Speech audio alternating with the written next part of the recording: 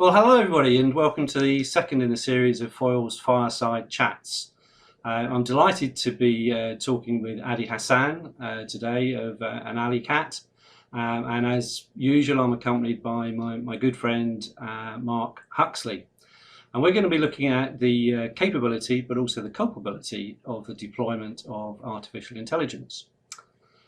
So without further ado, I'm going to ask Adi to introduce himself a little bit and tell us a bit about what he does. Oh, hi, Lawrence and Mark. Adi Hassan. I'll normally introduce myself by saying tragic mathematician from South Africa. It is true. But also the chief technical officer of An Alley Cat and a couple of other companies. I'm the guy that actually creates the algorithms and the brains behind the AIs. Yeah, thanks very much. So let's get straight into it. So what exactly is AI and what isn't it? For a start, it is not real intelligence. As the name implies, artificial. And you haven't lived until you're in a meeting and people say, is that real AI? And you're like, you understand it can't be real. But the best way I could explain it to you is with a bit of a metaphor, because I don't think people want to suffer through technical explanations. Back in the day, there was a horse called Clever Hans, who it was believed could solve mathematical problems. And obviously it couldn't, it's a horse. What it had done was learn how to read the body language of the people who were writing on the chalkboard. Okay. Which doesn't mean it's an idiot either, because that's not a bad skill.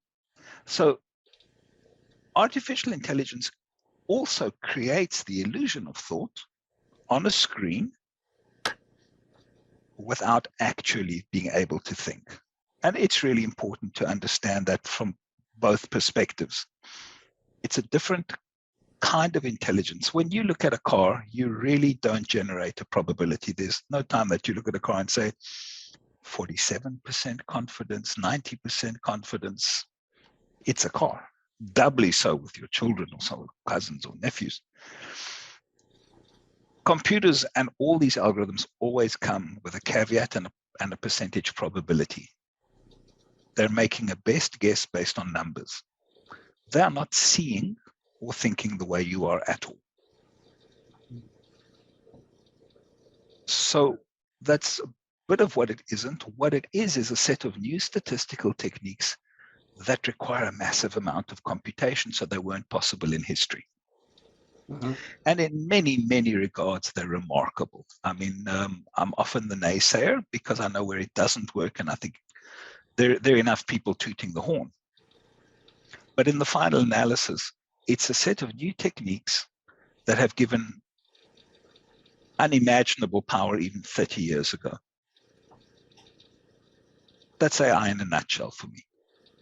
So picking up that last point, Adi, we're thinking more about the capability part of it, because I think we're going to talk much about the culpability in a minute. But what are good examples of what it's given us and where it's worked well? So having no contextual understanding, it's really good for routine situations. So highway driving on a well-flowing highway is very different to city driving when there's construction. Dealing with small situations that are repetitive are very different to the kind of diversity that a human being brings to things. So let me give you an example. Well, first of all, we talk about broad and narrow AI.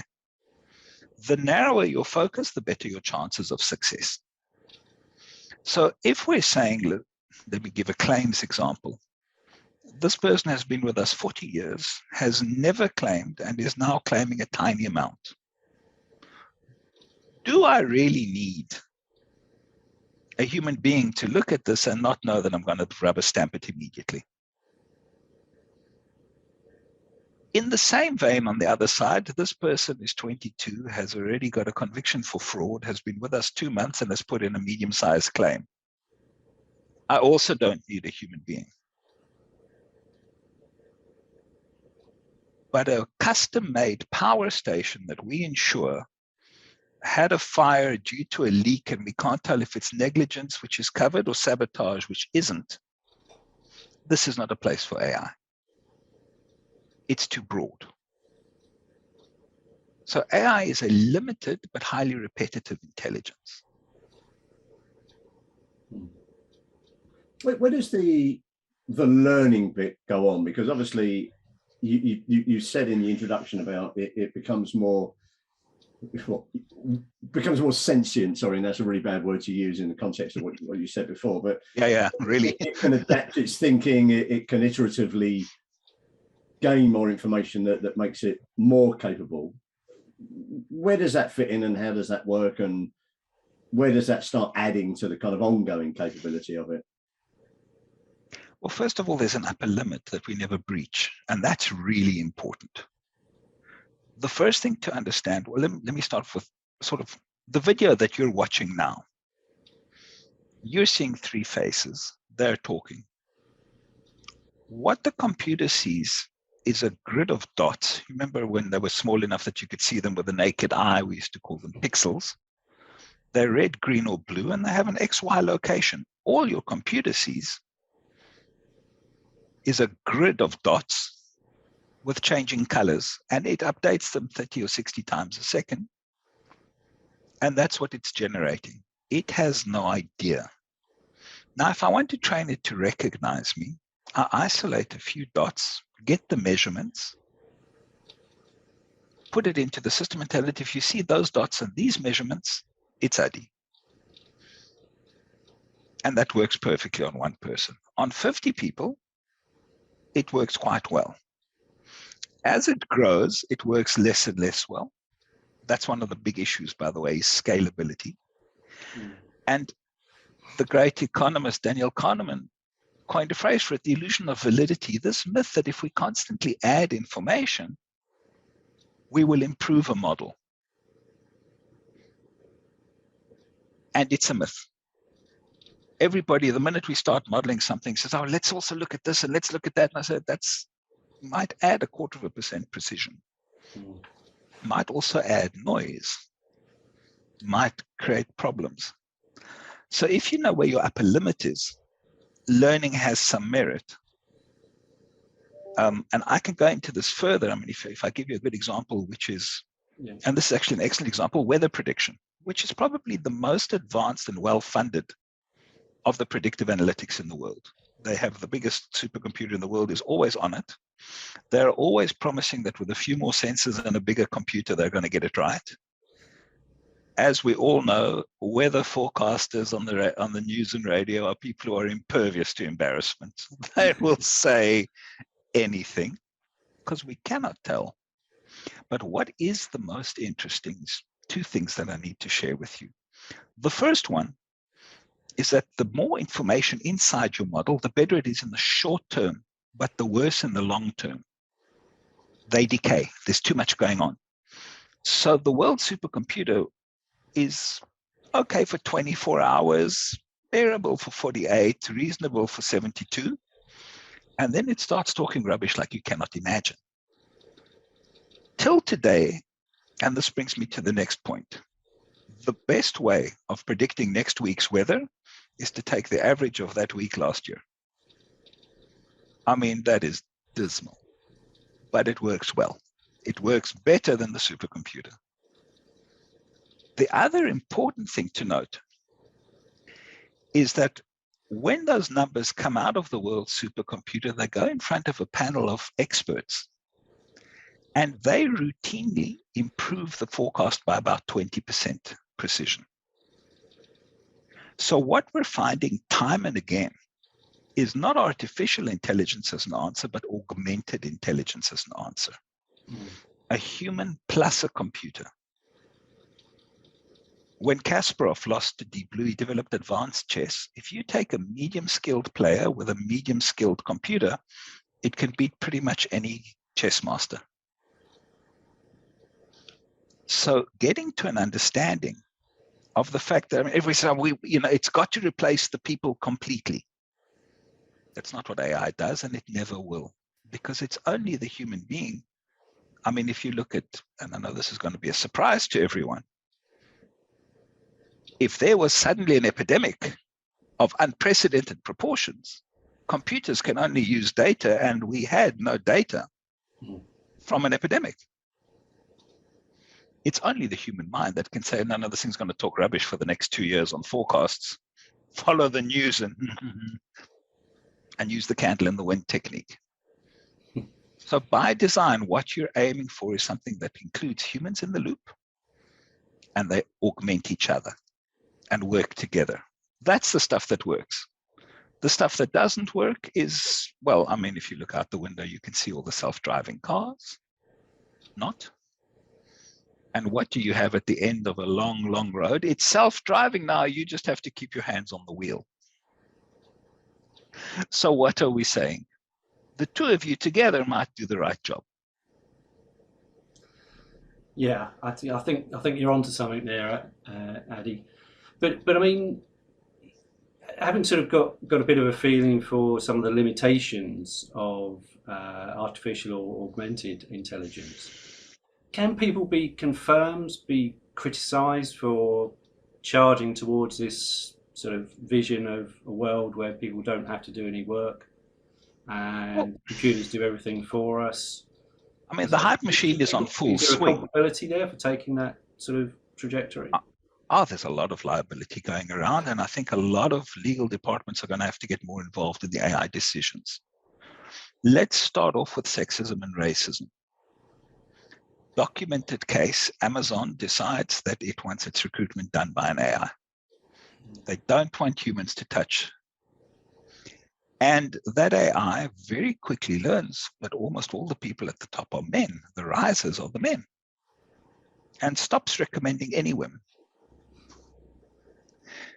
And so they had to shelve it. They actually packed that thing up, and it's a documented case. Now, if you take the decision to implement a technology and feed it biased information, what you're doing is entrenching that bias in your organization.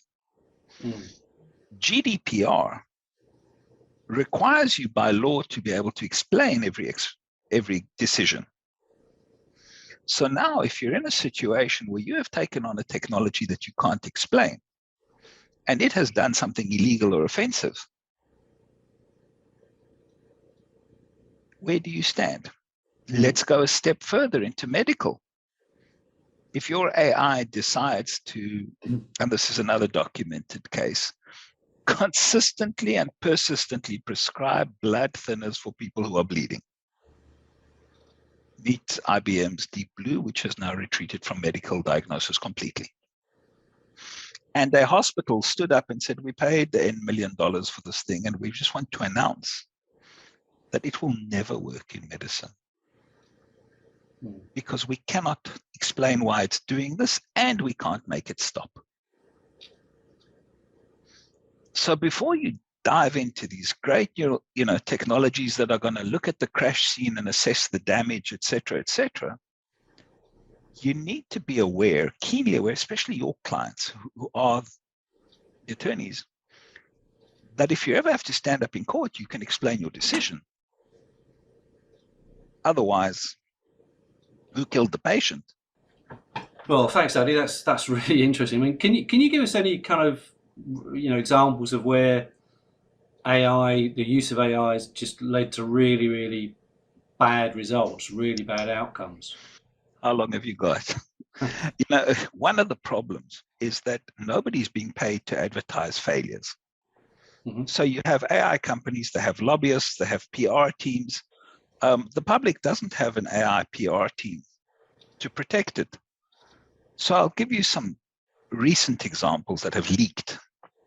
A child says to Amazon's Alexa, give me challenges. It's a thing with kids. So walk down to go and fetch a fork from the kitchen, take the phone charger, push it in halfway so that the steel bit is still showing, and touch it with a 5-bob coin. The mother hears this and connipts, obviously. Now, it's crucial to understand there's no malice there. The system scanned for challenges, found the ones that evoked the most response from users, ranked them, and started delivering them. It doesn't understand what it's saying. And if you want another good example sort of racism and misogyny that's built into it, my sister's house doesn't have switches anymore. You talk to the damn thing. Alexa, lights. And all. Now, my poor little Bulgarian mother, God bless her. Alexa, the lights. Bing, I'm sorry, I didn't get that. Alexa, please, I've been here 2 weeks now. Switch off the lights. Bing, I didn't get that. And the next thing, man says, Sasha, tell this thing to switch off the lights. Alexa, lights. So they're highly exclusionary as well. They work, again, within what we would consider very normal ranges, and they're only trained within the normal ranges. So if you train your facial recognition on white people, it won't recognize black and colored people and Asians. If you train it on blacks, it won't recognize whites. If you train it on all of them, it does a poor job of everything. So scope is crucial. The nature of the problem is really important. And it'll never replace a good dog. Never. I know. Yeah. That would be lovely if I could say, Alexa, dog, quiet. Apologies. Yeah, I'd buy that product. Never replace a good boy. I kind of wanted to take you back, you kind of reflecting on the capability, the culpability, and the, well, really quite scary example of the child with a coin, which everyone's interested, because Addy had mentioned this before. It is reported on the BBC website, so it isn't a small story. But going kind of rounding this around, you said earlier about the kind of augmented intelligence. So humans playing nicely with the computers. So actually, what comes out of it is some enhanced decision making, which is going to be very important to folks listening to this episode, because they're either trying to make intelligent decisions to defend an insurance business from somebody that's trying to sue it, or from the insurance point of view, trying to make the right decision in the first place. How can they play nicely going forward, and how can you get that beautiful human subjectivity that sits in with that cold Teutonic objectivity of the AI that you were describing? What does a future look like in that context? Okay. So let me proceed with a couple of examples. I mean, I very firmly believe that if people are taking the time to listen to me, that they need to get stuff they don't get when they Google the words AI. You've got to give them something. Your 2 words, first of all, for today are adversarial examples. You see, you can take 1 million pictures of a car crash and train an AI to assess more or less how much damage is worth on the car. But what you can do is take a car with a fender bender in front, and just behind it, put a total loss car and submit that picture. The AI doesn't know what's foreground and background, so it sees a total loss, and that's how it'll bill it. These are called adversarial examples. So for as long as you're using a set of fixed algorithms, you'd better know there is someone sitting out there who knows the same algorithms and is thinking how to outsmart them. So oversight, and inclusion. Now, you can have it done once by a person, once by the AI, and look for the discrepancies. That might be most wise. Let me give you another example directly from insurance. And I hope this doesn't come across as me on a pedestal trying to sell a product, because it's very niche. So cleansing of spreadsheets. If you own 50 hotels and you want insurance for them, you mail your spreadsheet to 5 different brokers, and they have to quote you. But the first thing they have to do is convert it into a format that their risk model can price. These conversions are never straightforward. One hotel is poorly built, you downgrade it. The other one is really safe, it's up on a hillock, you upgrade it. You take this column, map it to that one. So a client asked us for something like that. We began work on it, and then they said, oh, there's been a delay. I said, there's been yes. One of our board members has a mate who has an AI company. I said, really? He says, yes. Apparently, all we do is drop the spreadsheets in one by one with what we want to come out, and it will learn by itself to cleanse them. I said, really? He says, yes. I said, and how will it know that this building is not well put together and that one is, and this one, the address is wrong? He says, oh no, it's never going to work. It's just a $1 million 1-year delay. That's all it is. $1 million, and a year later, we kicked off. What we designed was a system that remembers what you did with each column, uses AI to recognize the lines because they change over time. Last year, the values change. It's a bit fuzzy. And show you which are your new lines and which lines were modified in the past so that you can double check.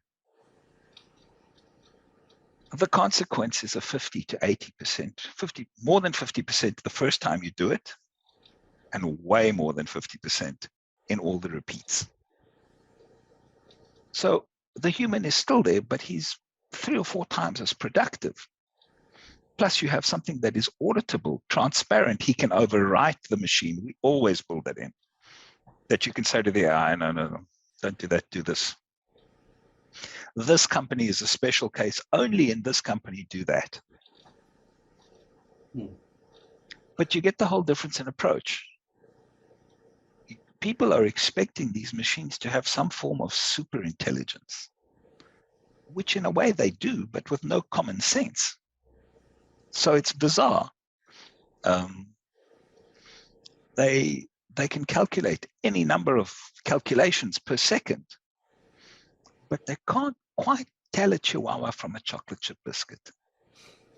And if you think I'm kidding, Google it. It's a lot harder than you think. So what would you say from your position, what would you say the perception of AI is in the market? Do you feel that everybody is headed in the same direction, or do you think everybody's kind of running around in a multitude of different directions trying to grapple with how best to use AI and how best to deploy it? There's currently a total disjunct between the marketing and the delivery. And it's causing cognitive dissonance for everyone. Everybody thinks there's this new thing out and it's really amazing and we're behind. I've spoken to hundreds of companies at the same time and just said, right, put up your hands and let me see by a show of hands who feels they're up to date. And no one moved. That wasn't what worried me. What worried me is that everyone thought the others would say, we're happy. So it's really important to understand that we need a reality check urgently. Before you go into any scenario, proofs of concept are not production models. Scalability is the problem. Teaching an AI to recognize one face, you will have 100% precision on yes or no. The more faces there are, so they show you, bring your board, and your whole board gets recognized, and you think this thing is sweet. Then you put in 50,000 employees, and they can't get in and out the building. I was living in an apartment block like that. Beautiful view, and I said, she's an AI has recognized. I said, and oh my God, how's it working? So her face dropped. She says, it does have problems. 20-minute delay twice a day to enter and exit the building. You can imagine how short my nerves became. There's a bank in South Africa that you take a picture of your face, it compares it to your ID photo. And I was giving this little lecture to some people, and she said, that they won't let me into that bank. It refuses to, okay, she's had a lot of stuff, bless her.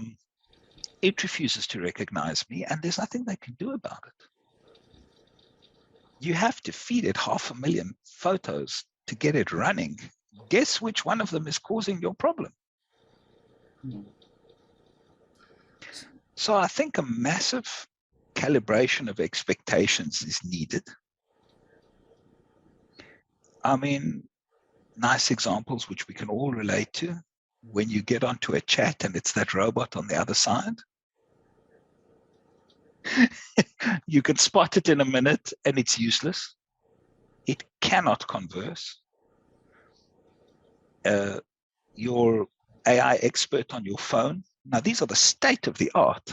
I don't know anyone who uses them regularly. They just don't work. It's a running joke in every comedy that you watch. Phone home, searching for a gnome. It's a running joke. Yeah. And again, impervious to embarrassment. The new Siri, the new Alexa, the new Bixby. Is it?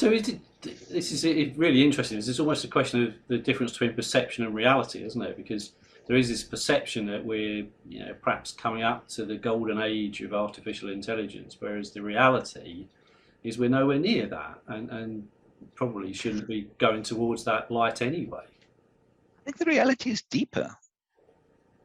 These promises will never be fulfilled. So you have to understand, the computer is a numeric machine. If I say to you, gents, the next thing we need is to go and get 2, invariably you'd have to say 2 of what? I'll say, well, there are 3 categories. Category 1 is letter 4, 9, 7. Category 2 is letter 11, 12, and 6. Category 3 is letters, whatever letters, by number. Let's do one which is 4, 9, 6. Okay, I'm going to light it up on a dashboard that you can't see in lights, which we call a screen. You will still not know 2 of what. So the system can only give you an output that you have told it can give. And there is no design, even theoretically, including quantum computers at the moment, that could theoretically even give an output that it wasn't given or taught. So if you have an architecture thing and it looks at one scene that says build here in brick, and looks at another scene that says build here in glass, another scene says build here in stone, if you haven't told it that a mix of brick and stone would look really amazing in this spot, or that it's possible, it will never, ever originate. So unless you're planning to head into a world where nobody can ever think in terms of anything other than the past, which is not how life works at all. Yeah. I think that's a really insightful bit of myth busting you've done there, Addy. So thank you very much for that. Mark, was there anything else you want to just dive into a bit with Addy, or should we wrap up now? I think I've sat here really quietly reflecting on those last few comments about in our business world, the inefficiency of human decision making, both in the speed of process and the quality of decision that comes out, which has walked the insurance industry into kind of a history of a legion of problems, given that data is, when you look at the digitization of the insurance industry, data is driven as being the new oil. It's everything that comes in between that human decision making and the machine. But it was your last comments on that, and I was kind of ruminating over at what point does the data really drive sensible decision making that drives humans to make better subjective, probably non-prejudicial decisions, personal prejudicial decisions, and just how far away are we from that? Because it feels like we're a long way still away from it, but in that kind of Gartner hype curve that you were talking about earlier, there's an expectation that it's around the corner, but it feels like it's around 2 corners. You're wanting to use it in the wrong context. You're wanting it to think like a human. Now, let me give you a nice example. If I'm reviewing CVs and I create a separate AI that doesn't see the gender or the race, and I tell the person reviewing the CVs what it would have said had they not seen it, then I'm giving them a little bit of a comparison with their own biases. And they quite quickly correct themselves and say, gee, you're telling me that if this person was a colorless and androgynous person, I would have paid them double this. That's worth considering. But if you think it's going to read CVs for you, with all the nuance and complexity that goes into being human, it's not only not around the corner, it's not going to happen. It doesn't know what a human is, nor a job, nor an engineer. It only processes numbers. And by the numbers, it can help you because you're not that good with memory and numbers. It's almost the perfect augmentation, but it's pointless as a replacement. Yeah, okay. Well, that's been really, really interesting. Thank you very much for your time, Addy, and also for you, Mark. I hope you've enjoyed this podcast, diving into the realities of artificial or augmented intelligence. We'll put Addy's contacts up on the screen at the end of this clip, so if you want to make contact with him directly, please feel free to do so. And I hope you tune into the next one, which will be coming up hopefully in a few weeks' time. So thanks very much. Bye. Cheers. Thank you. Thank you, Addy.